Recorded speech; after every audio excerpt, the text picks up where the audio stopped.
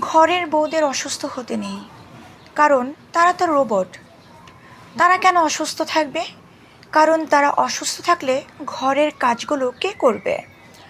সকালের নাস্তা, দুপুরের রান্না, হাঁড়ি পাতিল থালা বাসন ধোয়া, ঘর বাড়ি পরিষ্কার রাখা, কাপড় কাচা, বাচ্চাদের স্কুলে নেওয়া, আবার সময় মতো স্কুল থেকে আনতে যাওয়া, হাজব্যান্ডের প্রতি সমস্ত দায়িত্ব পালন করা, লন্ড্রিতে কাপড় দেওয়া এবং বাসা পর্যন্ত আনা, বাজার করা, সব দায়িত্ব তো বউদেরই। সেক্ষেত্রে বউরা কেন অসুস্থ থাকবে? কারণ বউরা তো রোবট।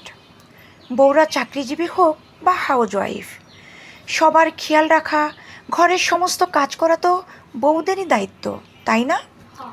সেজন্যই বউদের অসুস্থ থাকতে নেই।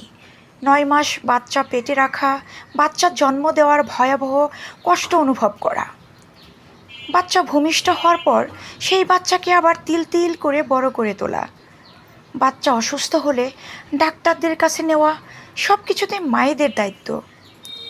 রাত দিনে মায়েদের কোনো ঘুম নেই, যার কারণে খিটখিটে মেজাজ হওয়াটা স্বাভাবিক। এত দায়িত্ব পালন করার পরও যদি হাজব্যান্ডের মুখে শুনতে হয় সারাদিন বাসায় কি করো, শুয়ে বসেই তো খাও, তখন আর বউদের মেজাজ ঠিক রাখা সম্ভব না। সমস্যাটা তখনই হয় যখন বউরা প্রতিবাদ করে।